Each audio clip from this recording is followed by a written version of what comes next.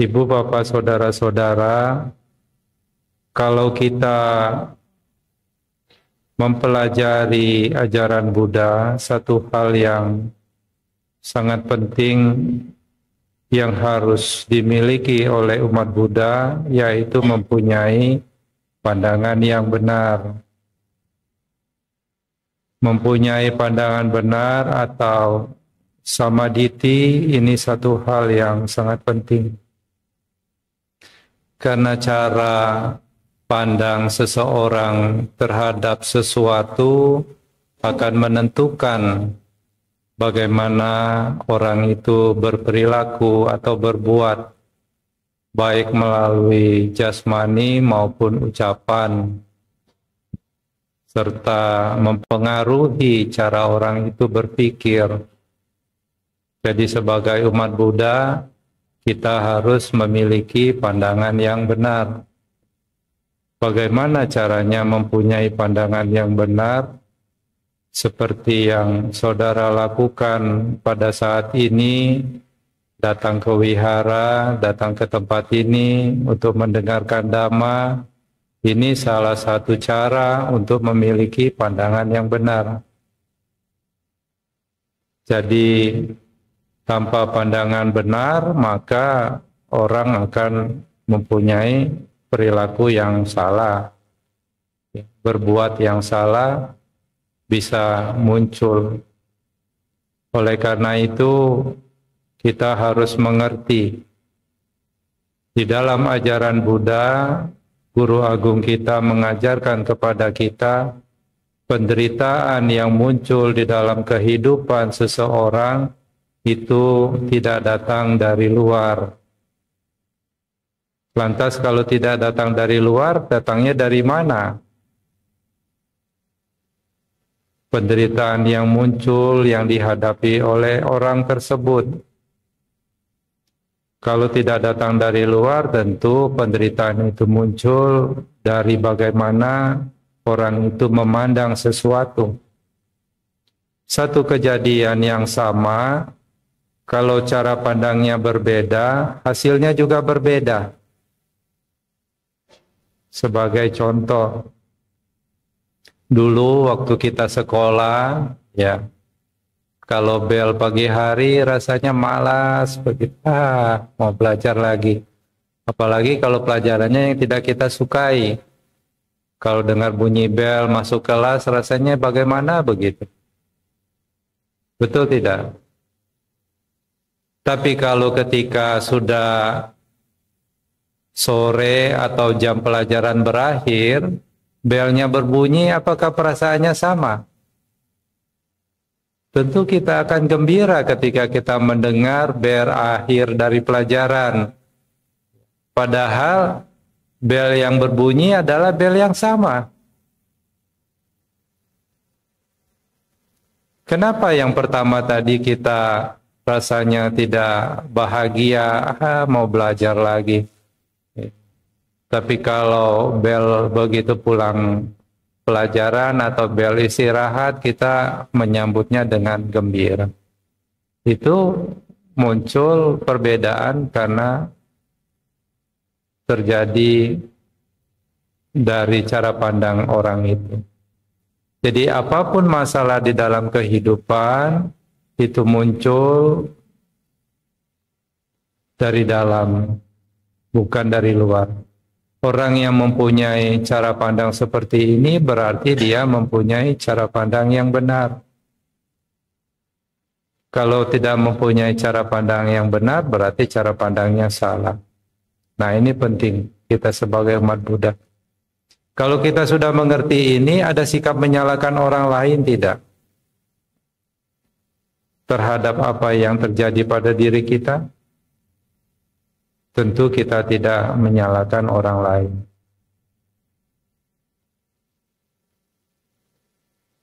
Ibu, bapak, saudara-saudara, penderitaan yang muncul dalam diri seseorang itu muncul karena adanya ketidakpuasan terhadap apa yang terjadi dalam hidup seseorang tersebut. Kalau apa yang terjadi sesuai dengan keinginan, biasanya orang menderita tidak menderita. Tetapi kalau tidak sesuai, biasanya orang akan mengalami ketidakpuasan, kekecewaan, kesedihan, akan mengalami penderitaan. Untuk mengetahui penderitaan, kita bisa mengamati diri kita sendiri, batin kita sendiri. Kalau kita melihat penderitaan yang ada di luar, itu tidak akan bisa jelas. Tapi kalau kita mengarahkan perhatian kita ke dalam batin kita sendiri, kita akan mengetahui penderitaan dengan lebih jelas. Penderitaan itu muncul karena ada sebab, dan penderitaan itu juga bisa berakhir, akan diketahui dengan jelas. Oleh karena itu, satu hal yang sangat penting bagi umat Buddha untuk belajar mengetahui penderitaan, memahami penderitaan. Semua keyakinan agama apapun, semuanya akan bermuara pada bagaimana caranya untuk bisa bebas dari penderitaan. Kalau dalam hidup seseorang, dia tidak merasa dirinya lemah, dia tidak merasa ada sesuatu yang kurang, orang itu tidak merasa ada ketidakpuasan dalam dirinya, semuanya fine-fine saja, semuanya bahagia, rasanya tidak penting orang untuk mencari kebenaran yang sejati. Sungguh sulit ditemukan ada orang yang bisa memahami bahwa sesuatu yang menggembirakan, sesuatu yang menyenangkan, itu sesungguhnya juga penderitaan. Sangat sulit orang yang memahami hal demikian. Biasanya ketika orang mengalami hal yang menyenangkan, sesuatu yang menggembirakan, maka orang tersebut menikmati perasaan-perasaan demikian. Jadi sangat sulit untuk mengetahui sebuah lukisan kalau kita sendiri masih berada di dalam lukisan tersebut. Oleh karena itu, sebagai umat Buddha, kalau kita ingin memahami penderitaan dengan jelas, kita harus mengamati penderitaan itu ketika ia muncul. Kapan penderitaan itu muncul? Apakah penderitaan itu muncul tadi? Apakah penderitaan itu muncul nanti? Kapan penderitaan itu muncul? Penderitaan itu muncul sekarang. Dan penderitaan itu tidak sama dengan sakit. Yang Sang Buddha maksudkan dengan duka itu bukan sakit jasmani. Tidak ada manusia yang sudah dilahirkan memiliki jasmani bisa bebas dari sakit jasmani. Kalau penderitaan itu sama dengan sakit jasmani, berarti Guru Agung kita Sang Buddha belum bebas dari penderitaan. Penderitaan atau duka yang Sang Buddha maksudkan lebih pada sakit batin. Saat ini mungkin tidak tampak wajah-wajah saudara mengalami sakit jasmani atau seperti orang yang sedang menahan sakit jasmani. Semuanya terlihat gembira. Tapi kalau bicara batin, ketika saudara mengingat kembali hal-hal yang tidak menyenangkan dalam hidup saudara, saudara mengalami sakit tidak batinnya? Sakit. Kapan terjadinya? Dulu. Terjadinya mungkin dulu, tapi menderitanya kapan? Sekarang. Oleh karena itu sangat penting untuk memahami penderitaan dengan cara mengembangkan kesadaran. Ya. Tanpa upaya mengembangkan kesadaran, seseorang tidak akan mampu memahami penderitaan atau duka dengan jelas.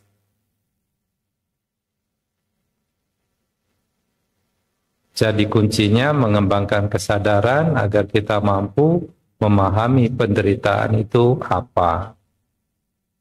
Penderitaan ternyata tidak lebih muncul karena ada sebab. Dan sebabnya tidak datang dari luar, tapi dari dalam. Sang Buddha katakan, Sangkitena pancupadana kanda duka.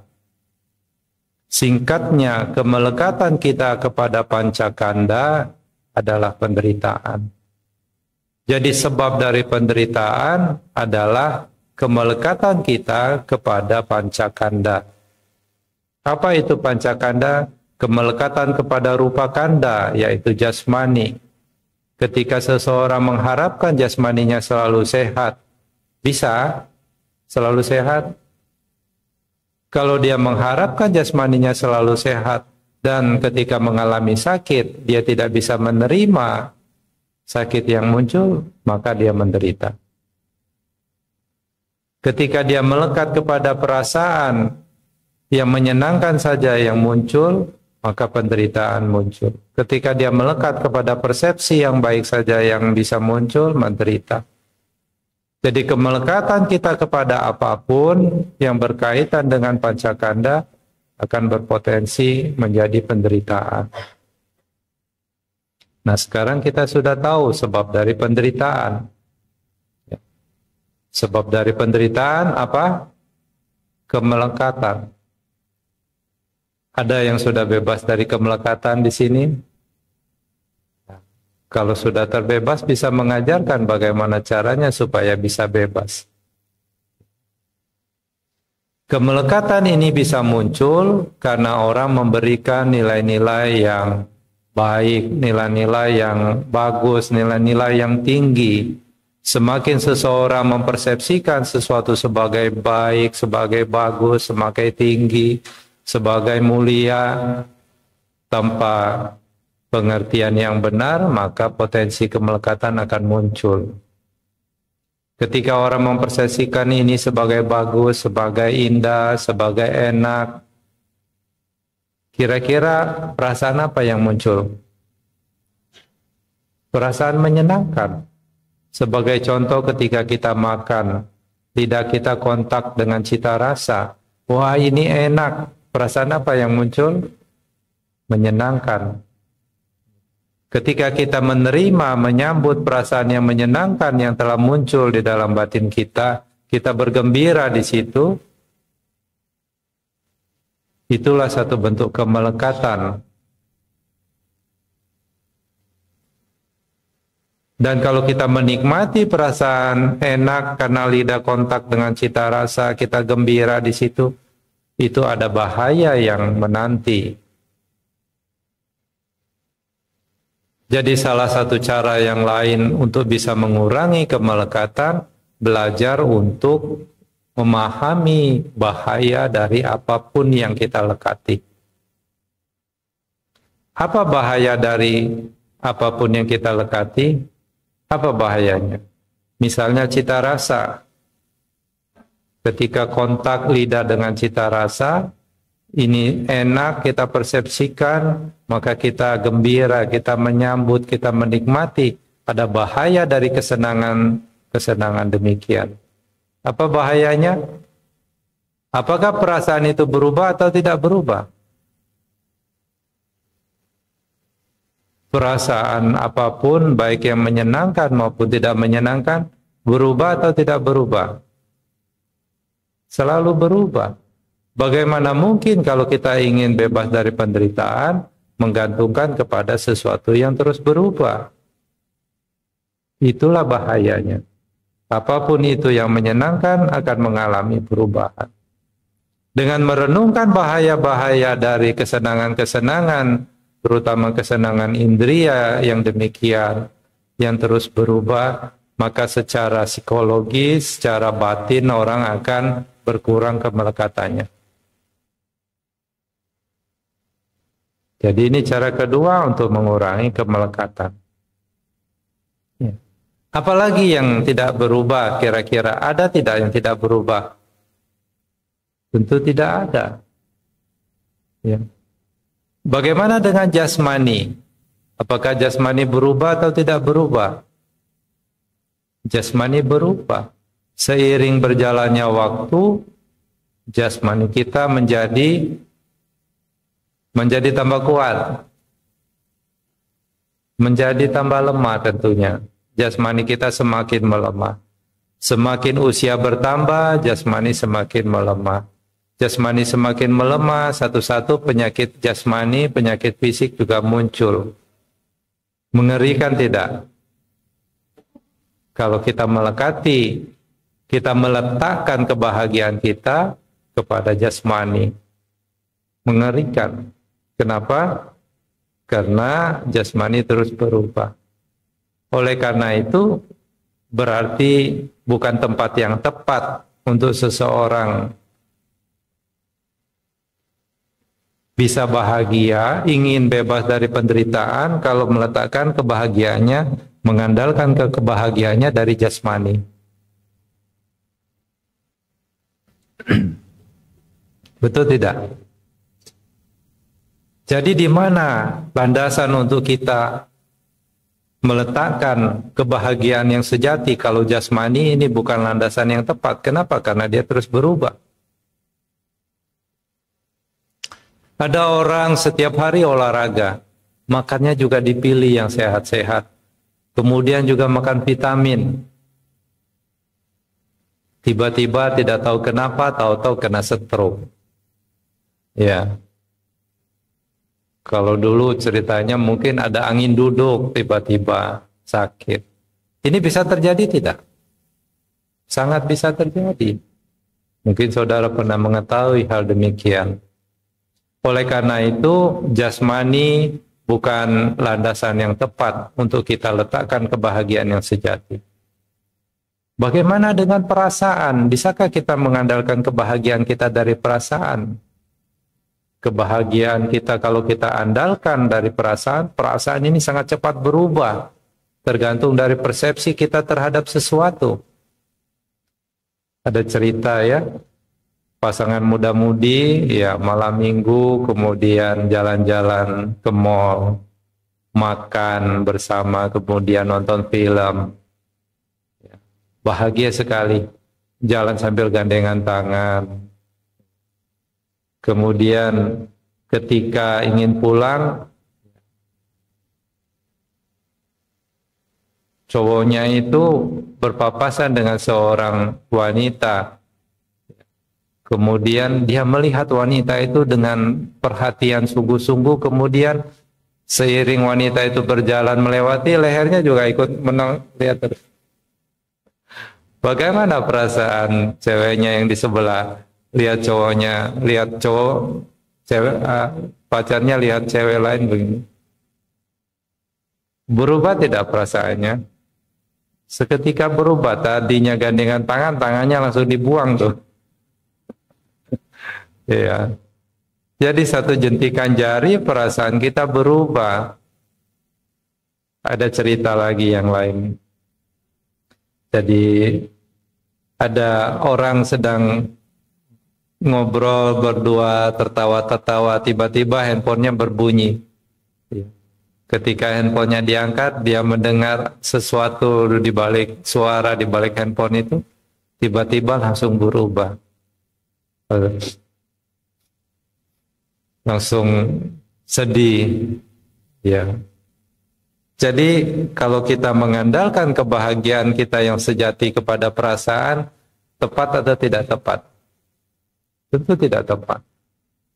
Jadi ini pun juga bukan landasan yang tepat untuk kita meletakkan kebahagiaan kita pada perasaan. Demikian juga persepsi. Persepsi seketika bisa berubah. Saat ini kita persepsikan ini sebagai bagus, sebagai baik, sebagai menyenangkan. Ya. Misalnya kita punya barang baru, misalnya handphone baru, ini bagus, modelnya juga menyenangkan, saya suka. Tiba-tiba handphonenya ngeheng, sering rusak. Seketika persepsi kita berubah, perasaan juga berubah. Jadi persepsi juga bukan tempat yang tepat. Bentuk-bentuk pikiran juga bukan tempat yang tepat. Jadi tidak ada tempat atau ruang untuk seseorang yang menginginkan kebebasan dari penderitaan untuk meletakkan kebahagiaan yang sejati pada batin dan jasmani. Lantas di mana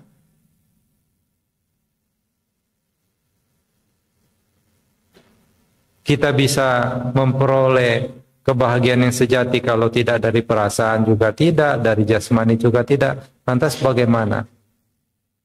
Ada kebahagiaan yang sejati yang bisa dimiliki seseorang. Kalau tadi penderitaan itu sebabnya kemelekatan, lantas kalau mau bebas dari kemelekatan, bebas dari penderitaan, kemelekatannya harus pelan-pelan kita kurangi. Semakin penderitaan, semakin kemelekatan yang ada di dalam batin kita kurangi, maka mulai kebahagiaan akan semakin bertambah.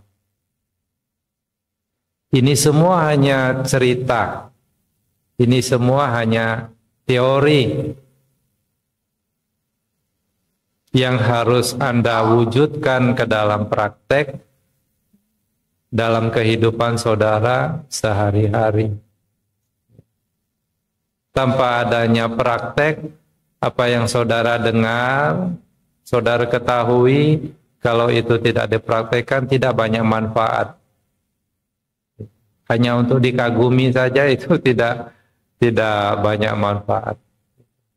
Seperti kita punya pajangan, mungkin mangkok antik, ya,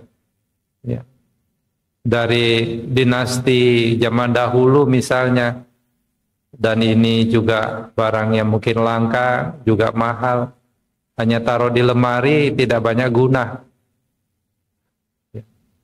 Oleh karena itu dhamma yang diketahui harus kita praktekkan. Kita harus mulai mengembangkan kesadaran. Semakin kesadaran kita berkembang, semakin tahu ketika kita mengalami penderitaan.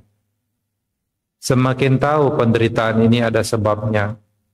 Semakin tahu sebab penderitaan ini bisa dihentikan. Jadi ini praktek yang harus kita lakukan. Bersyukur di tempat ini ada latihan setiap bulan ya. One day mindfulness. 1 bulan sekali ya umat-umat datang berlatih meditasi.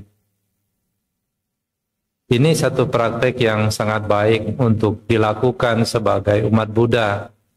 Umat Buddha jangan hanya berhenti berbuat baik, berdana. Jangan hanya berhenti berbuat baik dengan menjalankan sila. Berdana dan menjalankan sila ini satu hal yang terpuji. Tetapi kalau kita ingin bebas dari penderitaan secara total, kalau prakteknya hanya berhenti pada berdana dan menjalankan sila, maka kita tidak bisa bebas dari penderitaan secara total. Kenapa upaya untuk bisa bebas dari penderitaan secara total ini satu hal yang penting? Karena walaupun karena perbuatan baik yang dilakukan seseorang, orang bisa lahir ke alam-alam bahagia, alam-alam surga. Alam-alam bahagia, alam-alam surga di dalam ajaran Buddha ini juga akan berakhir, tidak kekal, berubah. Maka dia akan terlahir kembali. Ketika kita terlahir kembali, kita tidak bisa bebas yang namanya mengalami penderitaan kembali. Inilah bahaya dari kematian dan kelahiran yang terus berulang.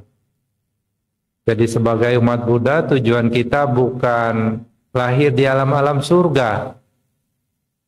Alam surga ini hanya tempat liburan, ya, tempat liburan saja. Kalau setiap saat di surga, apapun keinginan terpenuhi, dan itu kekal selamanya, bukankah itu akan jadi neraka kira-kira? Bayangkan kalau saudara tinggal di satu tempat yang katanya menyenangkan, apapun keinginan terpenuhi, dan itu selamanya terjadi demikian, mau apa terpenuhi, mau apa tercapai, selamanya begitu. Bukankah itu jadi neraka? Bosan tidak kira-kira? Pengen iPhone, keluar iPhone. Siapa di sini yang kepengen iPhone kemudian dapat iPhone? Bahagia tidak? Bahagia ketika dapat. Selamanya tidak bahagianya. Pakai 2-3 bulan mulai rasa bosan muncul. Keluar merek lagi yang lain, rasa bosannya semakin besar. Apapun yang menyenangkan, kalau kita terus-menerus mengalami hal demikian, itu juga akan membosankan. Jadi kebebasan dari penderitaan di dalam ajaran Buddha bukan terlahir di alam-alam bahagia, tetapi tidak dilahirkan di alam manapun. Bagaimana caranya supaya tidak dilahirkan di alam manapun? Kita harus belajar dari sekarang sedikit demi sedikit mengurangi kemelekatan. Dengan cara mengembangkan kesadaran. Ini cara yang pertama. Cara yang kedua, merenungkan bahaya-bahayanya. Setengah mati orang bekerja mengumpulkan harta kekayaan, mengumpulkan materi. Dengan materi saya pikir saya bisa membeli apapun yang menyenangkan. Berapa lama materi yang dikumpulkan dengan susah payah bisa digunakan? Paling-paling lama lah 95 tahun, 100 tahun pun udah susah rasanya. Kerja setengah mati dari pagi sampai sore kalau hanya untuk digunakan menyenangkan diri sendiri, memuaskan kesenangan yang tidak ada habisnya, keinginan yang tidak pernah cukup. Bukankah ini satu kehidupan yang sangat melelahkan? Oh, kalau gitu Bante, saya tidak usah kerja keras lah. Kemiskinan itu juga penderitaan yang paling besar. Bayangkan kalau mau masak beras tidak ada, tidak menderita. Menderita tidak? Mau makan beras tidak ada? Tentu menderita. Kemiskinan itu penderitaan yang paling besar. Tetapi kalau hidup hanya digunakan untuk mengejar sesuatu yang menyenangkan, itu juga penderitaan. Bayangkan sudah kerja susah payah, berpuluh-puluh tahun, punya deposit yang besar, kemudian sakit, terbaring di rumah sakit. Pastilah yang muncul pikiran, tidak guna ternyata. Saya pernah diundang oleh seorang umat. Waktu itu umatnya dia mengalami kecelakaan sehingga harus lumpuh. Waktu itu terjatuh dan lumpuh. Kemudian dia bilang, wah Bante percumalah. Ya.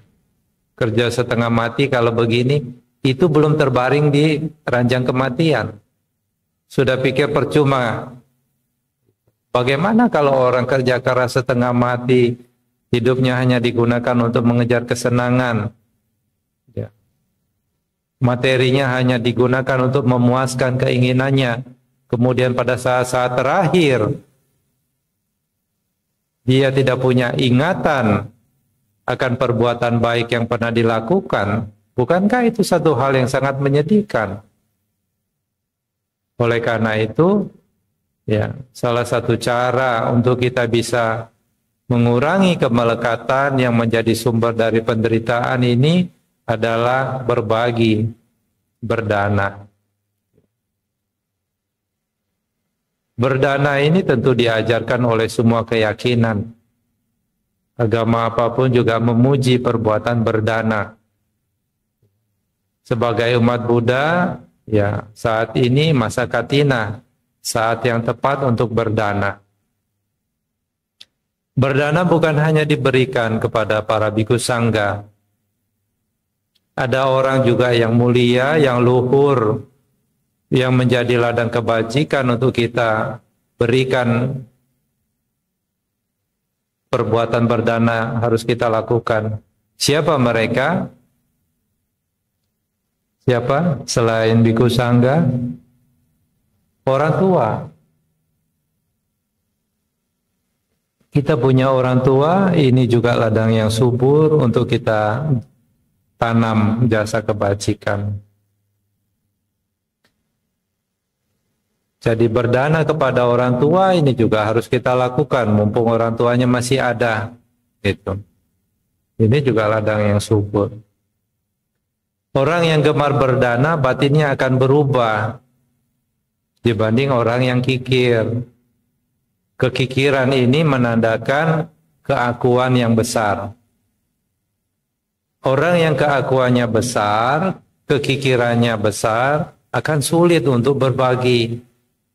Orang yang sulit berbagi pasti di dalam pikirannya merasa belum cukup. Merasa masih kurang. Kalau bicara cukupnya manusia, berapa sih cukupnya?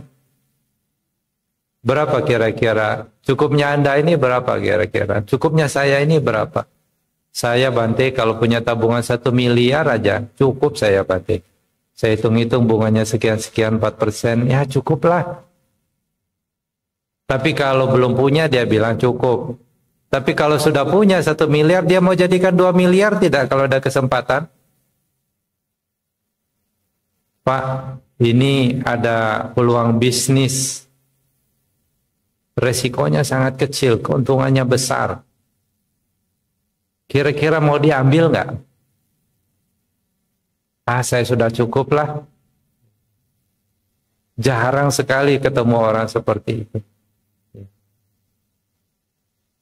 Kalau ada peluang bisnis yang menguntungkan dan resiko kecil, dan ini juga halal, tidak melanggar hukum, biasanya akan diambil. Diambil menguntungkan, bagus. Ya. Sang Buddha tidak memuji ya. Kita umat Buddha harus merasa puas, tidak usah usaha, tidak. Sang Buddha tidak memuji orang-orang yang demikian. Orang harus kerja keras. Ya. Berkeringat sampai ke dahi. Karena dengan memiliki materi ada kebahagiaan di situ. Orang bisa menggunakan materinya untuk kesenangan dirinya, keluarganya, teman-temannya. Ya, Sang Buddha tidak memuji kemiskinan. Tetapi Sang Buddha juga mengingatkan, kalau hidup hanya digunakan untuk mengejar materi, ujung-ujungnya tidak akan memberikan kebahagiaan.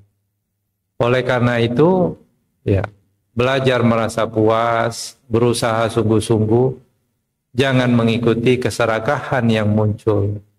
Keserakahan ini tidak ada habisnya. Orang yang batinnya penuh dengan keserakahan diibaratkan seperti ember yang bolong. Ember kalau dasarnya bolong, diisi air seberapa juga tidak akan penuh. Sang Buddha katakan manusia yang serakah tidak akan pernah merasa puas walaupun diberikan gunung yang terbuat dari emas, bahkan gunungnya itu 2 duiti katung gunungnya, 2 gunung dibuat memuaskan kesenangan. Orang-orang yang serakah itu tidak akan pernah bisa terpenuhi. Oleh karena itu pelan-pelan kita yang sudah mengerti, pelan-pelan kita seleksi keinginan-keinginan kita. Kalau mau bahagia harus punya banyak keinginan atau sedikit keinginan? Banyak keinginan atau sedikit keinginan? Harus banyak keinginan. Tetapi keinginan yang tidak bersumber pada pemuasan nafsu keakuan. Saya ingin jadi orang yang kaya. Kenapa kalau saya kaya semakin banyak orang yang bisa saya tolong? Bagus atau tidak bagus? Tentu bagus. Ya, saya harus merasa puas. Cukuplah hari ini, mungkin rezekinya segini. Ingatlah, kalau mau berobat tidak punya uang itu penderitaan. Pakai BPJS antrinya panjang Bante, katanya begitu. Operasi jantung pakai BPJS, jantungnya keburu berhenti. Oleh karena itu mempunyai materi itu satu kebahagiaan, tetapi jangan berpikir bekerja hanya untuk memenuhi kesenangan sendiri. itu tidak ada habis. Umat Buddha harus kerja, harus pintar, kerja sungguh-sungguh supaya apa? Dengan kepintaran dan kemampuannya semakin banyak bisa digunakan untuk manfaat orang lain. Jadi seperti itu. Oleh karena itu, ibu bapak saudara-saudara, kembangkanlah kesadaran supaya apa? Supaya kita semakin tahu. Kita ini menderita bukan karena orang ngomongin kita. Kita ini menderita bukan karena apa yang kita inginkan tidak tercapai. Kita ini menderita karena keserakahan yang ada di dalam batin kita sendiri. Keserakahan yang tidak diketahui, keserakahan yang tidak disadari akan terus berkembang. Orang yang serakah, orang yang tidak pernah merasa puas, hidupnya akan lebih menderita dibanding orang yang keserakahannya sedikit. Keserakahan semua bersumber pada keakuan. Pemuasan kesenangan diri itu juga bersumber pada keakuan. Oleh karena itu, kita sebagai umat Buddha harus senantiasa menyadari, walaupun secara teori kita semua sudah tahu, sesungguhnya kan tidak ada aku. Teorinya kan begitu. Tetapi ketika berhadapan dengan hal-hal yang menyenangkan, kita lupa kalau ini keserakahan. Bahkan kami para biku sering mendengar ya di wihara-wihara kadang-kadang umat satu dengan umat yang lain ribut gara-gara apa? Gara-gara makanan. Ya. Tapi saya percaya hal itu tidak terjadi di sini ya. Di tempat lain ribut gara-gara makanan. Begitu matanya kontak dengan makanan yang menyenangkan, dia lupa kalau ada orang lain. Dia pikir dia sendiri di wihara. Semuanya dia mau kantongin, dia bawa pulang. Apa itu bentuknya? Namanya keserakahan bukan? Keserakahan.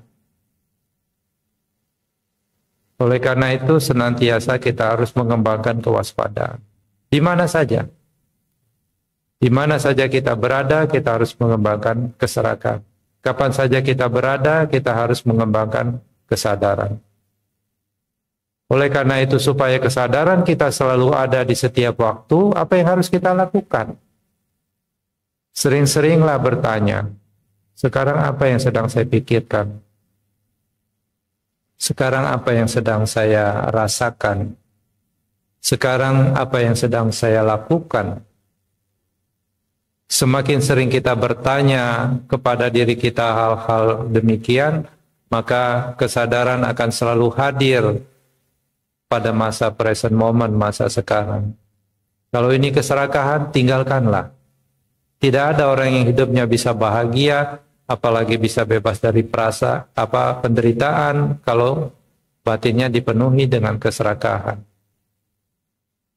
Apa yang mewarnai batin bukan hanya keserakahan, juga kadang-kadang kebencian.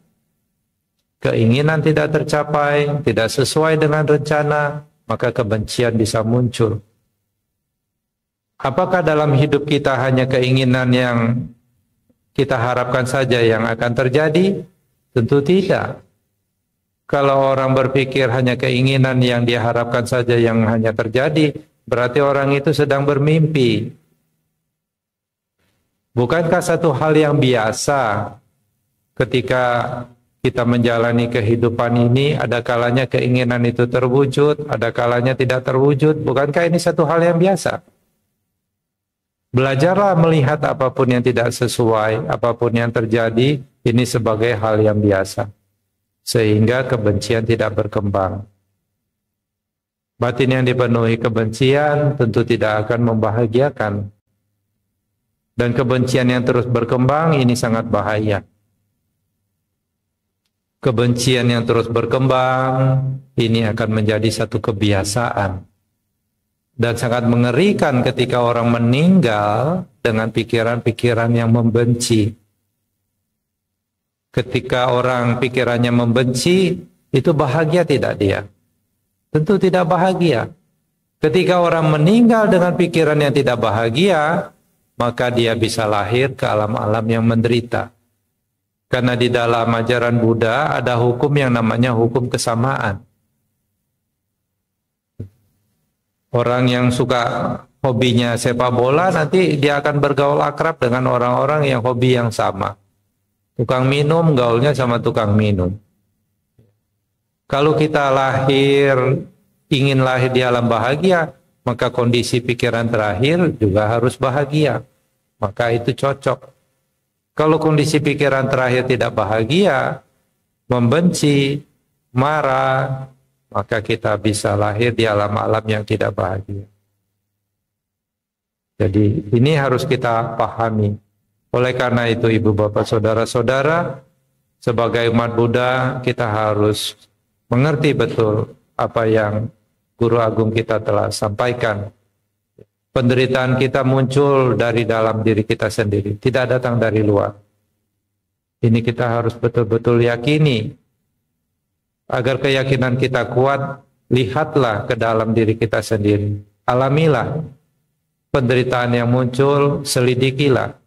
Sehingga kita memahami, ternyata memang benar apa yang Guru Agung kita sampaikan, penderitaan ini dalam diri kita sendiri.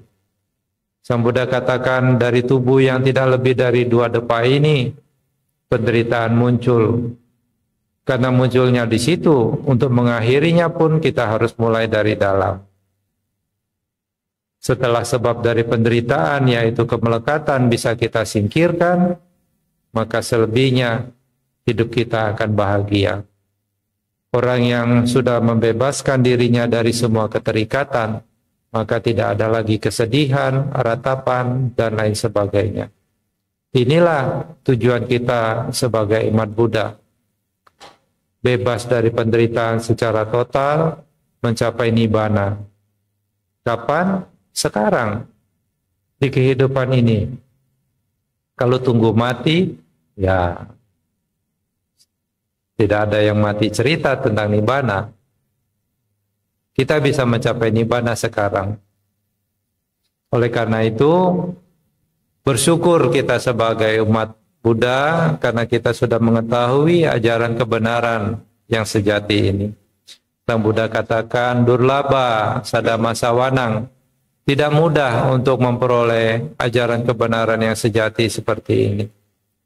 Durlaba manusa patilabo. Tidak mudah untuk bisa terlahir sebagai manusia. Saat ini kita sudah terlahir sebagai manusia, saat ini kita sudah memperoleh dhamma, ajaran kebenaran yang sejati. Jangan sia-siakan kesempatan yang ada. Kehidupan sebagai manusia ini tidak pernah pasti, seketika bisa berubah. Oleh karena itu, apa yang telah diketahui, dhamma yang telah kita ketahui harus kita praktekkan. Dhamma yang dipraktekkan akan memberikan kebahagiaan, baik di alam ini maupun di alam berikutnya. Kalau saudara rajin ke wihara, rajin mendengarkan dhamma, tapi kebahagiaannya tidak bertambah, mungkin dhammanya salah. Tapi kalau kita berpikir dhammanya salah, kenapa ada orang lain yang mendengarkan dhamma yang sama hidupnya bahagia? Oh, berarti mungkin praktek saya yang salah. Kalau prakteknya salah, berarti harus dibenarkan. Kalau prakteknya sudah benar, maka saudara sendiri yang akan tahu. Semakin saudara mengerti dhamma, semakin saudara hidup sesuai dengan dhamma, hidup saudara akan semakin bahagia. Siapa yang tahu Anda bahagia atau tidak bahagia? Diri sendiri. Semoga semua makhluk berbahagia. Semoga saudara sekalian maju di dalam dhamma. Sabisata bhavantu sukhita.